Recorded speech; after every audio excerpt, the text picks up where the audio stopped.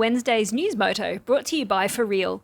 In this News on Two Wheels, you get to watch footage of a ride in Cambodia, while I update you on the news of the week. Plus, every view helps Cambodian charities. Today's ride takes us along the river and over Road 60 to the other less visited side of Siem Reap. At Riel, we donate all of the money we earn from YouTube to charities in Cambodia. Here's the total we've raised so far.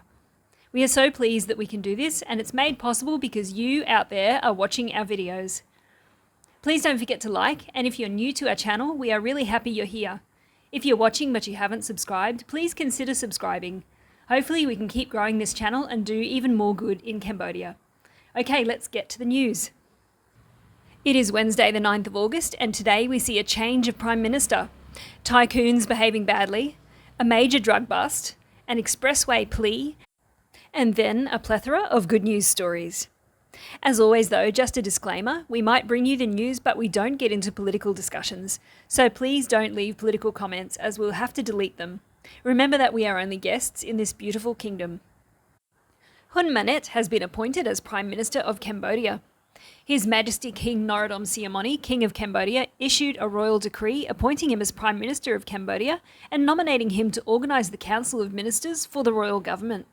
However, Hun Sen, Prime Minister of Cambodia, has stated that he will continue to be the Prime Minister for another 13 days, after which he will be promoted to the position of Father of the Prime Minister, among other positions. The new royal government has decided to set 5 strategic goals as a priority to continue its mission to serve the nation and the people of Cambodia. According to Dr. Hun Manet, yes, that's right, he holds a PhD in economics. The Cambodian People's Party has 3 strategies. The first is to focus on 5 strategic goals. These are the maintenance of peace, independence, sovereignty, territorial integrity, and societal achievements. The second strategy is to ensure that Cambodia becomes a prosperous, strong, liberal, multi-party democracy based on the rule of law, with a sustainable and equitable economy.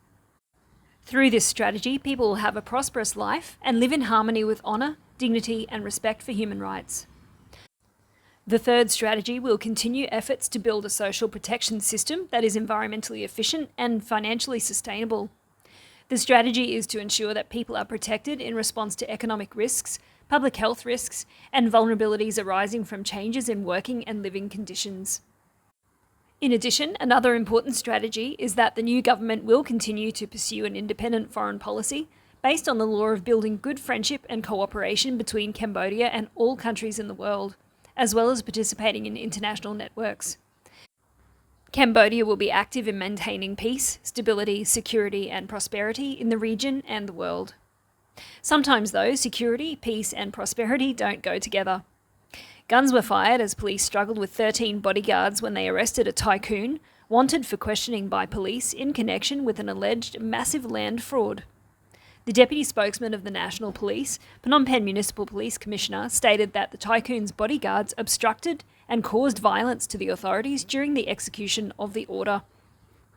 Sources said that before the incident, dozens of customers had been protesting, but no meeting was offered, so the protesters started burning tyres to force the tycoon to discuss the situation. I'm unsure if burning tyres is the best way to start a peaceful discussion. The protesters asked to enter the tycoon's residence with a cameraman, but the bodyguards of the tycoon fought, and one pulled out a pistol and hit a police officer. The police then shot several bullets to subdue the belligerent bodyguards. The tycoon and co-owner are facing complaints from thousands of investors across the country. Last month, around 200 families representing thousands of families across the country lodged a complaint against both owners of the company to the Phnom Penh Municipal Police. The company, which is located in Kampong Speu province, started an investment project to sell land to people in Kampot province, from which investors would receive monthly interest, and the land would be bought back at a later date for the initial purchase price. The victims alleged that they were cheated out of a combined total of several $1 million through the land project scheme. It promised generous returns over a 2-year period.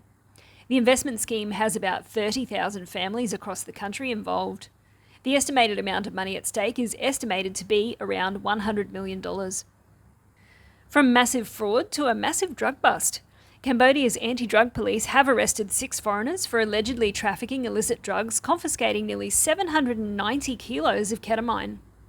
The suspects, all males aged between 26 and 46, were apprehended during raids in the coastal city of Sihanoukville and the capital Phnom Penh, following a 4-month investigation. According to the police, Cambodia nabbed 10,167 drug-related suspects, including 215 foreigners during the January to July period of 2023, seizing more than 979 kilos of narcotics.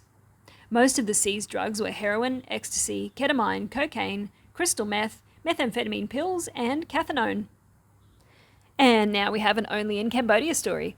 The Ministry of Public Works and Transport has informed all citizens that vehicles are not allowed to drive in reverse or turn back or stop to take pictures on expressways.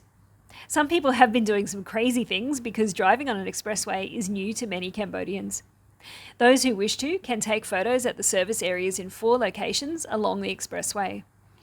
At the same time, the ministry urges the people to respect the traffic law consistently and avoid committing any crimes for safety while travelling and maintaining order in public places.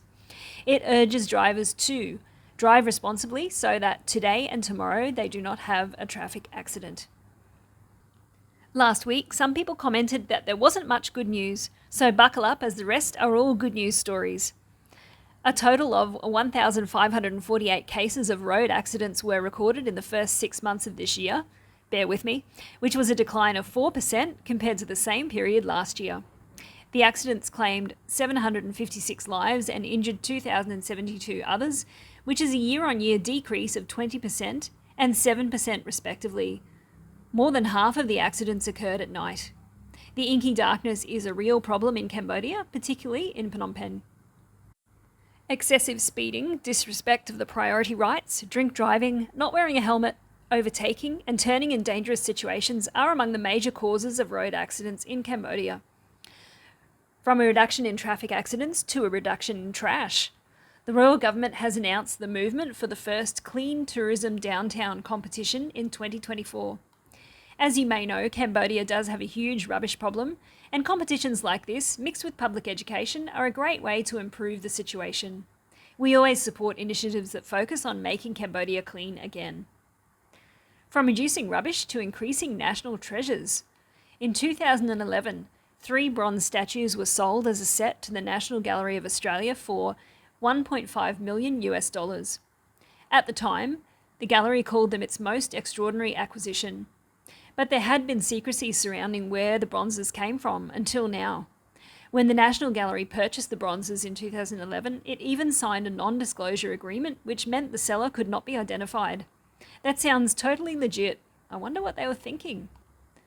But in some fantastic news, the gallery officially gave the statues back to Cambodia after it was confirmed they came into its collection via a notorious conman and smuggler, Douglas Latchford. It's the first time the National Gallery has repatriated Cambodian antiquities. There are apparently around 100 other artefacts in Australia, so let's hope this paves the way for the return of many more. This story is pretty amazing, from old relics returning to Cambodia to older people retiring to Cambodia. A group of Japanese investors is considering the development of an exclusive village for retired Japanese in Kampong Spu province. The village will be part of their investment projects in the real estate, agriculture and processing industries. For the last 3 years, Japanese investors have been visiting the project location and conducting studies on the investment projects. Japanese investors plan to build a golf course on 60 hectares of land in the agritourism zone. There is also a plan to build a new hospital close to the existing one to serve those retired people who will need medical care services. This could be amazing for the local economy with training and job opportunities. Hopefully this will spark a much needed boost to help people retire to Cambodia and also improve the care of older Cambodians who are also in need of these services. That brings us to the end of this week's news. You're now up to date with all of the most important events in the kingdom. Thank you for watching. There are a few minutes left of this ride, so keep watching if you would like to extend your Siem Reap fix a little longer. Take care, have a great week, and we'll see you very soon.